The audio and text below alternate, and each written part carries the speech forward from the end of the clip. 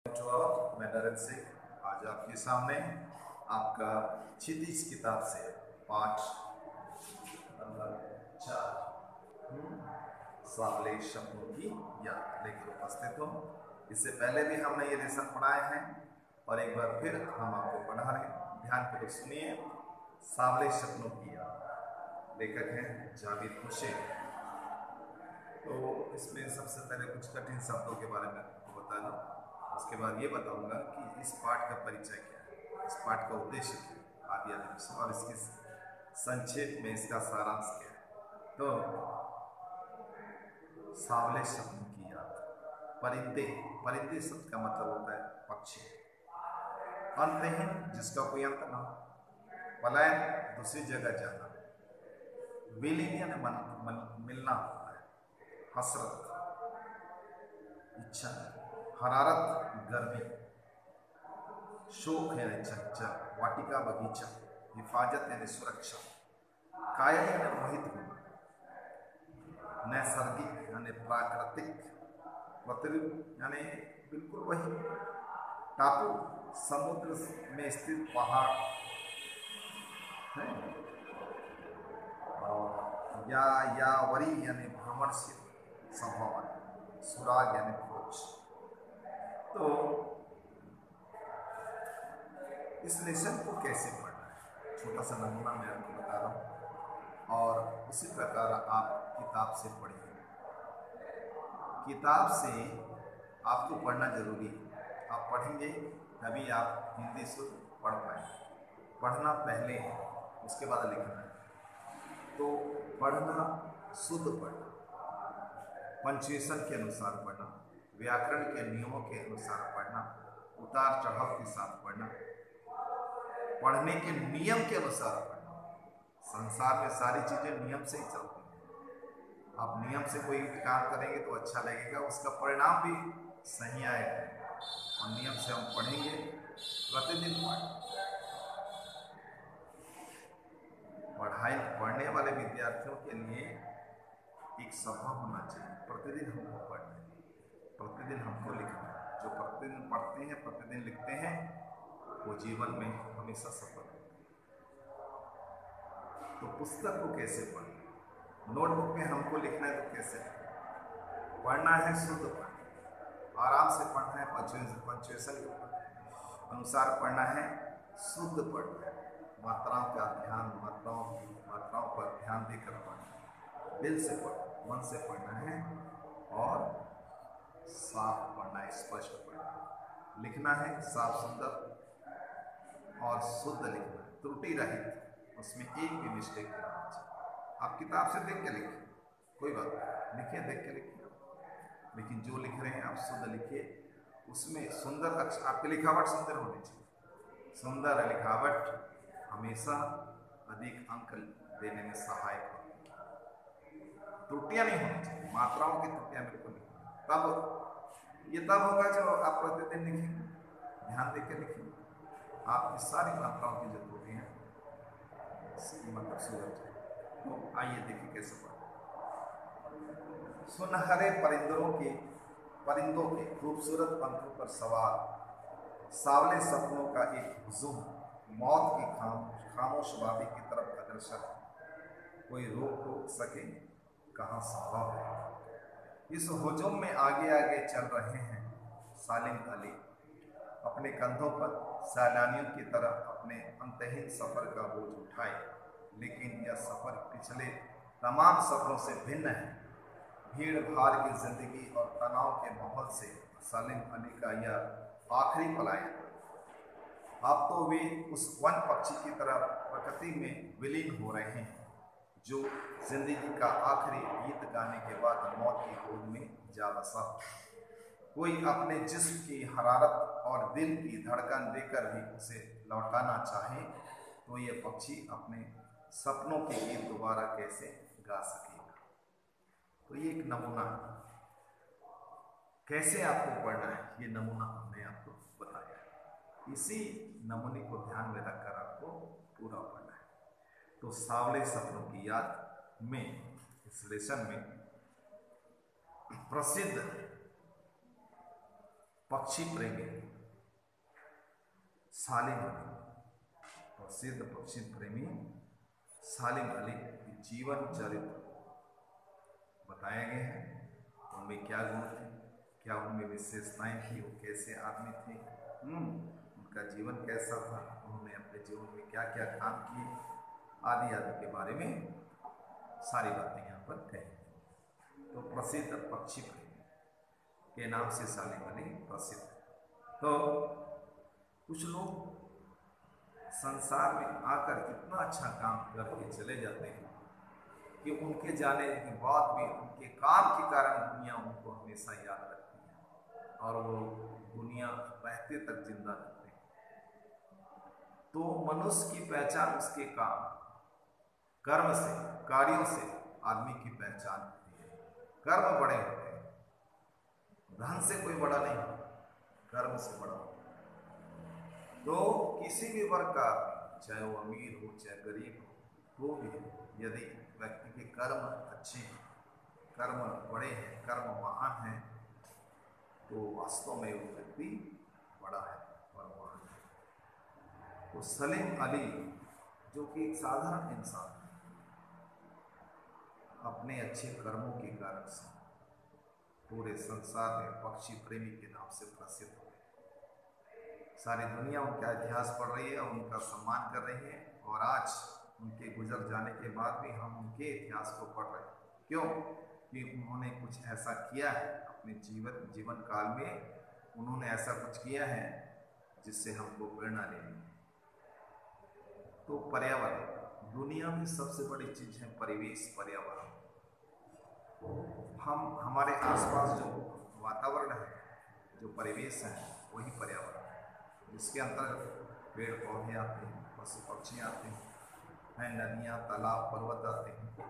ये सब हमारा पर्यावरण का हिस्सा है। तो इसी परिवेश में हम रहते हैं, जन्म लेते हैं, पलते हैं, बढ़ते हैं और जीवन का अंतिम सफर भी हम यही होता है। और ये परिवेश हमको जीवन देता है, जिंदगी देता है। तो जो परिवेश हमको जीवन देता है, जिंदगी देता है, सारी खुशियां देता है, सब कुछ देता है, उस परिवेश की रक्षा करना हमारा कर्तव्य है।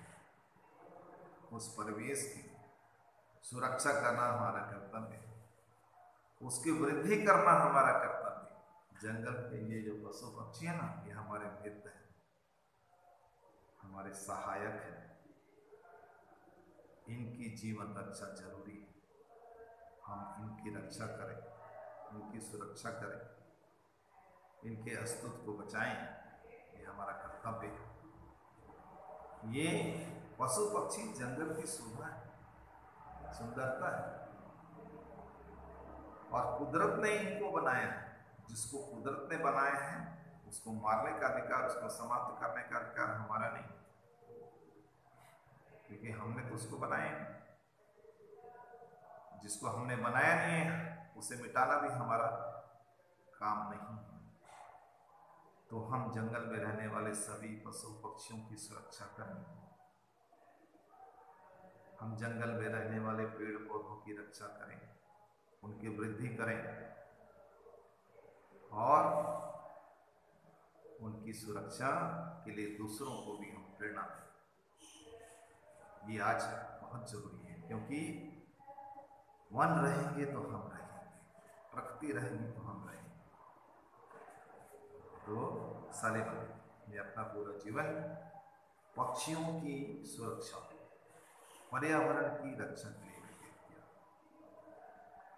पक्षी प्रेमी के रूप में पूरे संसार में ही प्रसिद्ध। इनकी मौत से दुनिया को बहुत बड़ी हानि हुई, बहुत बड़ा हुआ। सफर, जिंदगी एक सफर, एक यात्रा है। संसार में आते हैं, यात्रा करके इस संसार से विदा हो जाते हैं, हमारी यात्रा समाप्त हो जाती है, हम चले जाते हैं। लेकिन कुछ लोग हमेशा याद किए जाते हैं। तो पक्षी प्रेमी सलीम अली ने अपने जीवन में पक्षियों की सुरक्षा के लिए उनकी खोज के लिए, उनके बारे में जानने के लिए पूरा जीवन लगा दिया। इसलिए उनको पक्षी, वन पक्षी कहा जाता है। उनको वन पक्षी कहा जाता है। वन पक्षी की उपाधि उन्हें दे दी। पक्षी प्रेमी थे, लेकिन पक्षियों की भलाई के लिए इतना काम किए कि सारा संसार उनको वन पक्षी के नाम से पुकार पाए। लेखक वृंदावन के बारे में कहता है कि कृष्ण की लीलाओं को किसी ने देखा नहीं, कृष्ण की लीलाओं को किसी ने देखा नहीं, परंतु वृंदावन पहुंचने पर अनायास से कृष्ण की लीलाएं हमें याद आने लगती हैं और उसकी अनुभूति होने लगती है। इसी प्रकार सालेम अली गुजर गए, लेकिन उनकी यादें पूरी दुनिया में आज भी कृष्ण की लीलाओं की तरह आज भी गूंज रही है। उनकी अनुभूति होती है हमको।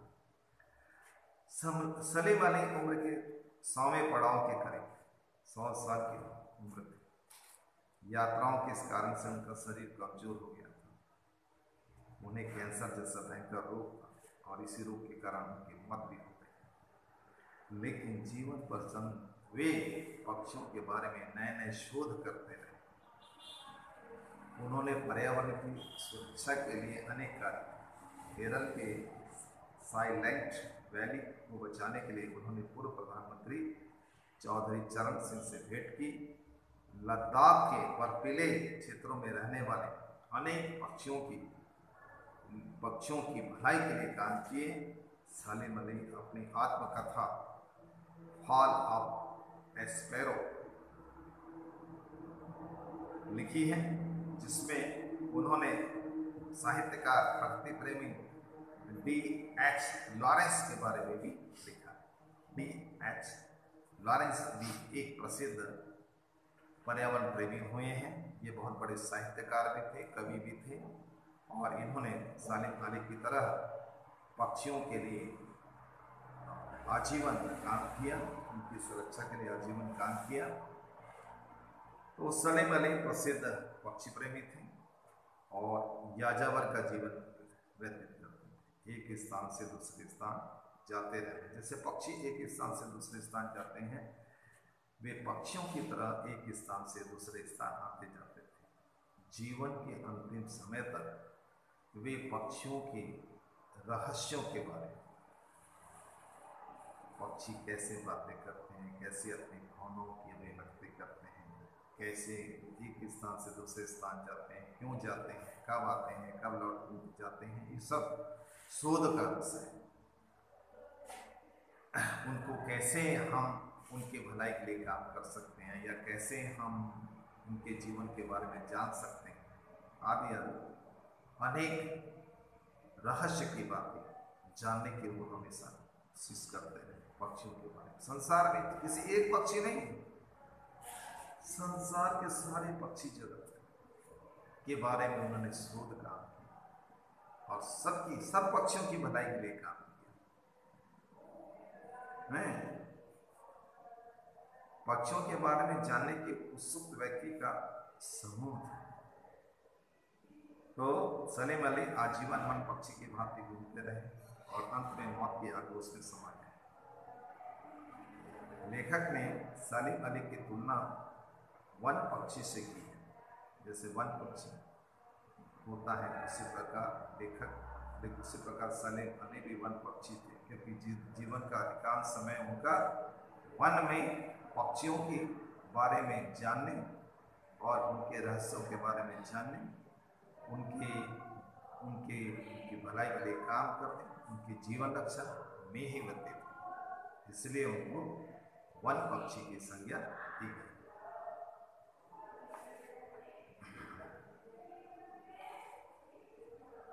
सलीम अली ने कहा, लोग पक्षियों को आदमी की नजर से देखना चाहते हैं, लेकिन सलीम अली का मानना था कि हमें पक्षियों को उनकी ही दृष्टि से देखना चाहिए।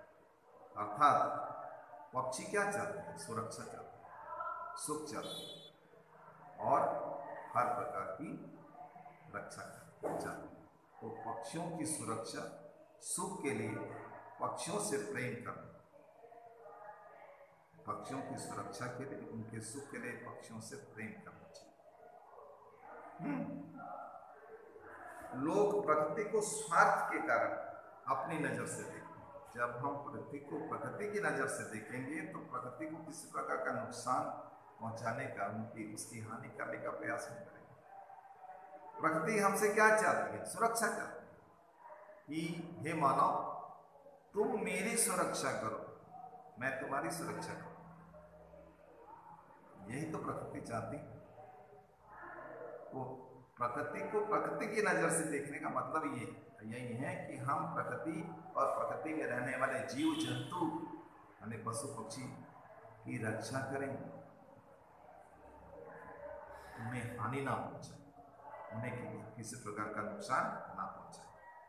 लोग स्वार्थी हैं और स्वार्थ की दृष्टि से जब देखते हैं तो वो बात नहीं बनती। प्रकृति सौंदर्य में अपना सुख दुख लाभ हानि देखती है। प्रकृति अपने अंदर सौंदर्य को देखती है, अपने सुख दुख को देखती है, अपने लाभ हानि को देखती है। वे किसी भी मानव को हानि पहुंचाने का काम नहीं करती। इसलिए हमें भी प्रकृति को हानि नहीं पहुंचानी चाहिए। बर्ड वाचर, एक शब्द यहाँ आया, बर्ड वाचर। बर्ड वाचर का मतलब होते पक्षियों के संसार को देखने वाला, उनकी रक्षा करने वाला, अवलोकन करने वाला, उसको बर्ड वाचर कहते हैं। सालिम अली और प्रकृति के बीच ऐसा संबंध था कि वे प्रकृति के प्रभाव में आने के बजाय प्रकृति को ही अपने प्रभाव में लाने में माहिर थे। तात्पर्य यह है कि वे प्रकृति से अत्यंत प्रेम करते थे, जिससे प्रकृति स्वयं उनके वश में हो गई थी। वे प्रकृति से इतना प्रेम करते थे कि प्रकृति स्वयं उनके वश में हो गई थी। सलीम अली की नजर में एक जादू था जो प्रकृति को अपने घेरे में बांध लेता था। पूरी प्रकृति उनके इशारों पर चलती थी। सलीम अली के जीवन में एक महिला आई जिसका नाम था तहमीना। ये उनकी सहपाठी थी। बाद में ये उनकी लाइफ पार्टनर भी बनी, पत्नी भी बनी, और उसने सलीम अली को उनके कार्यों में भरपूर सहयोग दिया। सलीम अली को उनके कार्यों में भरपूर सहयोग। तहमीना सलीम अली की सहपाठनी और पत्नी। तो सलीम अली की दुनिया हंसते खेलते पक्षियों से भरी रहस्यमय थी, और सलीम अली की इस दुनिया को गढ़ने में उनकी जीवन साथी तहमीना का बहुत बड़ा योगदान। जटिल प्राणी, सलीम अली एक पहली जटिल प्राणी जो कि महान व्यक्ति होते हैं, उनमें जटिलता विशिष्टता आदि जैसे गुण भी होते हैं, परंतु सलीम अली में ऐसी कोई जटिलता और विशिष्टता नहीं थी। वो एक बहुत साधारण व्यक्ति थे, सीधे साधे सरल स्वभाव, सहज सरल व्यक्ति।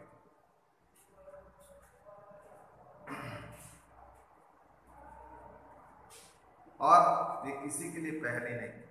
बचपन में उनकी एयरगन द्वारा नीले कंठ की गोरैया के घायल होने की घटना से सलीम अली को पक्षी प्रेमी बना दिया। सागर विशाल असीमित होता है। सागर जो होता है, समुद्र जो होता है, वो विशाल और असीमित होता है। वैसे ही सलीम अली थे, वे सागर की तरह विशाल, सागर की तरह असीमित, इसलिए उनको सागर की संज्ञा दी गई। सलीम अली सागर के समान।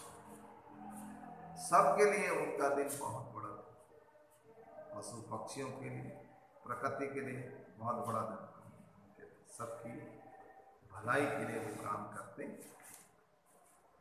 तो बचपन की घटना जिस की सालिम अली के एयरगन से नीलकंठ की जो गुरैया जो घायल हो गई थी, इस घटना सालिम अली की जीवन की दिशा को बदल दिया और वे गुरैया की देखभाल करने लगे और धीरे धीरे पक्षियों से ही उनका प्रेम हो गया और उनकी सुरक्षा के लिए जिंदगी भर काम करते थे। सलीम अली पूर्व प्रधानमंत्री चौधरी चरण सिंह से केरल की साइलेंट वैली को रेगिस्तानी हवा से के झोंकों से खतरे का मुद्दा उठाया और उसकी रक्षा करने की प्रार्थना। एक और पक्षी प्रेमी हुए हैं जिसको लॉरेंस कहते हैं। लॉरेंस बहुत ही सरल हृदय के व्यक्ति थे। उनके बारे में कोई बात किसी से छिपी नहीं थी। उनकी पत्नी फ्रीडा थी, वो भी बहुत अच्छे वाचक थे। लॉरेंस बहुत अच्छे बर्ड वाचक थे। उन्हें भी प्रकृति से बहुत गहरा लगाव था और पक्षियों की भलाई के लिए उन्होंने बहुत काम किया। सलीम अली की तरह उन्होंने भी बहुत अच्छा काम किया। वो भी बहुत सीधे साधे इंसान थे और प्रकृति से बहुत प्रेम करते थे। सलीम अली के बाद उनके जैसा कोई दूसरा पक्षी प्रेमी पैदा नहीं। वे मौलिक थे, अद्वितीय थे।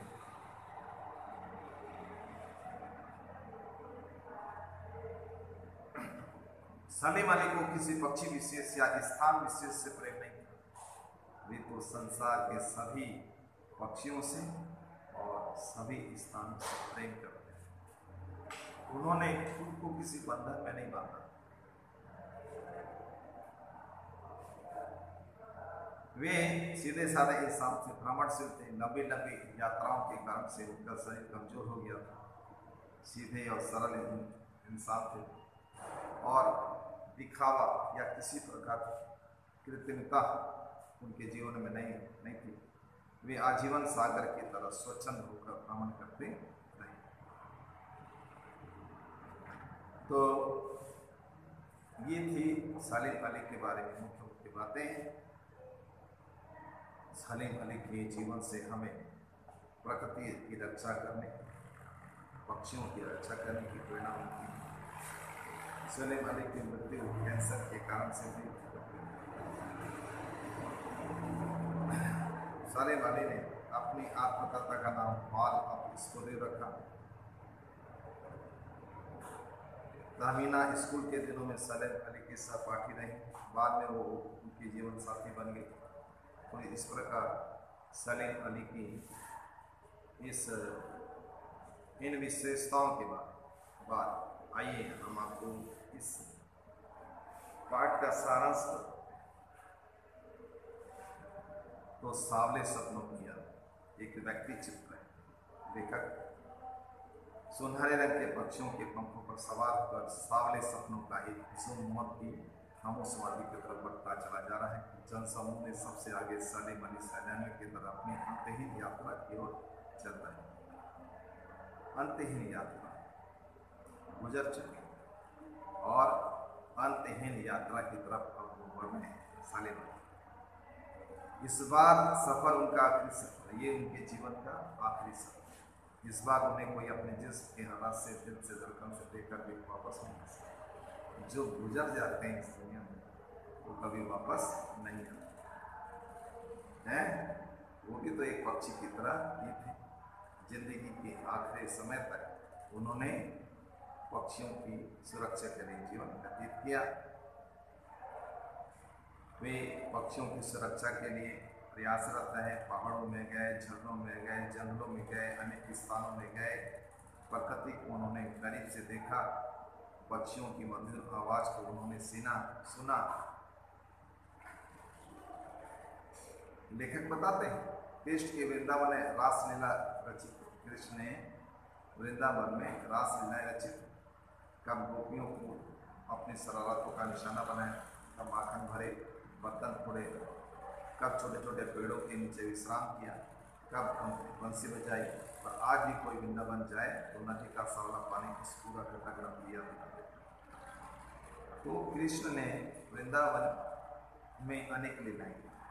कृष्ण चले गए, परंतु आज भी उनकी लीलाएं उस स्थान में जीवंत है। वैसे ही इस दुनिया से साले बने चले गए, परंतु उनके कार्य आज भी हमें जिंदा रखे हुए हैं। ये साधु उनके काम का साले वाले कमजोर शरीर वाले, उनकी उम्र 100 वर्ष की हो गई। पक्षियों की खोज में लंबी लंबी दूर तक यात्रा करते, इस कारण से बहुत कमजोर भी हो गए। उनकी मृत्यु कैंसर रोग से हुई, परंतु उनकी आंखों की रोशनी सही चलती। 100 साल तक उनकी आंखों की रोशनी में फर्क नहीं। जीवन की अंतिम सांस तक वो पक्षियों की देख रेख करते रहे और अपनी दूरबीन, सलीम अली के गले में हमेशा दूरबीन रहती, और ये दूरबीन तभी उतरी जब उनकी मौत हुई। अपनी दूरबीन से वो दूर बैठे हुए पक्षियों को देखते थे, ऊंचाई में बैठे हुए, ऊंचाई में उड़ते हुए पक्षियों को देखते थे और उनके बारे में जानने की कोशिश करते। सलीम अली अद्वितीय वर्णवाचक, यानी उनके जैसा दुनिया में दूसरा वर्णवाचक नहीं। एकांत क्षणों में सलीम अली बिना दूरबीन के देखे जाते कभी कभी। वे उन लोगों में से थे जो प्रकृति के प्रभाव में आने के बजाय स्वयं अपने प्रभाव से प्रकृति को लाने का प्रयास करते।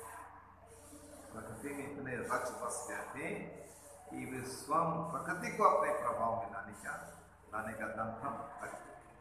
उनके लिए प्रकृति में हर तरफ हंसती खेलती पक्षियों की एक दुनिया थी, और इस दुनिया में उनकी पत्नी तहमीना का भी बहुत बड़ा योगदान। मतलब तहमीना उनके हर काम में अपना तन मन धन से सहयोग करती, सच्ची जीवन साथी, अपने पति की इच्छाओं के अनुसार चलती थी और उनके कार्य में मदद करती। यह उनके स्कूल के दिनों में सहपाठनी थी। तो सलीम अली के अनुभव में केरल की साइलेंट वैली रेगिस्तानी हवा से बचाने के लिए तत्कालीन प्रधानमंत्री चौधरी चरण सिंह से मुलाकात की, और उन्होंने सलीम अली के अनुरोध को सुनकर चौधरी चरण सिंह बहुत भाविक हो उठे, क्योंकि वो भी एक अच्छे पर्यावरण थे। सलीम अली की आत्मकथा फॉल ऑफ स्पैरो। लॉरेंस मृत्यु के बाद लोगों ने उनकी पत्नी फ्रीडा लॉरेंस से अनुरोध किया, तो सलीम अली ने अपनी आत्मकथा लिखी है, जिसको fall of sparrow. Salim Ali की आत्मकथा का नाम है फॉल ऑफ स्पैरो। हाँ, फ्रीडा लॉरेंस ये भी एक बहुत बड़े वर्णवाचक हैं, बहुत बड़ी पद के प्रेमी हैं। उनकी पत्नी का नाम था फ्रीडा लॉरेंस। तो एक बार लोगों ने फ्रीडा लॉरेंस से कहा कि लॉरेंस के बारे में कुछ बताइए। तो फ्रीडा लॉरेंस ने कहा, मेरे लिए अपने पति के बारे में कुछ कहना असंभव। ऐसा लगता है उससे ज़्यादा लॉरेंस के बारे में मेरे छत पर बैठने वाली गुरैया पक्षी जानती, और सचमुच खुला खुला सादा दिल आदमी था। मेरी छत पर बैठने वाली गुरैया हम दोनों के बारे में ज़्यादा जानती है। सलीम अली के बचपन में उनकी एयर गन से जो घायल होकर गुरैया पक्षी गिरी थी, उसने सलीम अली की खोज के लिए नए नए रास्ते बनाए और उनको प्रेरणा दी, और वे वहीं से पक्षी प्रेमी बने। और सलीम अली लॉरेंस की तरह नैसर्गिक जिंदगी के प्रतिरूप बने। सलीम अली प्रकृति की दुनिया में एक टापू की बजाय सागर के समान बने। वे विचित्र यादव हमेशा घूमते रहते, पक्षियों की खोज करते रहते और पक्षियों के बारे में, उनके रहस्य के बारे में जानने का प्रयास करते रहते थे। वे उनकी सुरक्षा के लिए काम करते थे, उनके भलाई के लिए काम करते थे। वे उनकी खोज में निरंतर लगे थे। आज उन्हें याद कर हमारी आँखें बाहर आती हैं। तो ये कुछ उनकी विशेषताओं के बारे में आपके पास जो भी गाइड बुक है उसको खोलिए और उसमें जो प्रश्न उत्तर है 1 से लेकर 10 तक, उसको बनाने का बना लीजिए। पाठ को पढ़ें, सारांश को पढ़ें, प्रश्नोत्तर को पढ़ें। पढ़ने के बाद आप नोटबुक में इसका प्रश्न उत्तर लिखें। इस विषय पर हम नेक्स्ट क्लास में फिर से एक बार और चर्चा करेंगे। अभी जो काम हमने आपको दिया है उसको आप कीजिए। इसके अलावा पात्र निबंध वो भी आपको देखना है। आपके पास जो गाइड बुक है, चाहे गोल्डन गाइड है, चाहे ऑल इन वन जो भी है, उसके पीछे बहुत सारे पत्र, बहुत सारे निबंध भी हैं, उसको देखिए। ग्रामर का हमने बहुत सारा पढ़ा दिया है, उसको खोलिए, उसको पढ़िए। ग्रामर बुक आपके पास है। इस साल जो ग्रामर बुक दी गई बहुत अच्छी, उसको पढ़कर आप बहुत कुछ समझ सकते। जो नहीं समझ में आए उसको स्कूल खोलने पर हम आपको बताएंगे। अभी ऑनलाइन क्लास में भी हमने बहुत कुछ पढ़ाया। इसको देखिए, पढ़िए, सुनिए, समझिए और उसको उसके प्रश्न उत्तर कैसे परीक्षा में आते हैं उसका भी मॉडल देखिए। हमने आपको उपसर्ग प्रत्यय पढ़ा दिया है, हमने आपको समास पढ़ा दिया है, हमने आपको वाक्य और वाक्य भेद बता दिया है। अब हमको आपको बताना है अलंकार, जो समय और सुविधा देकर आपको पढ़ाएंगे। और नॉन डिटेल स्टडी में कृतिका भी हमने आपको 2 लेसन पढ़ा दिए, उसको भी आप पढ़िए। तो जो चीज़ हमने पढ़ा दिया है उसको तोड़कर आपको पढ़ना और उसके प्रश्नोत्तर 1 से लेकर 10 तक बनाते रहिए। ये समय पढ़ने का समय है, ज़्यादा से ज़्यादा लिखने का समय। पढ़िए और लिखिए। और नेक्स्ट क्लास में एक नए लेसन के साथ और साले वाले की कुछ और विशेषताओं के साथ हम आपसे मुलाकात करेंगे। तब तक के लिए इजाज़त देते हैं। नमस्कार।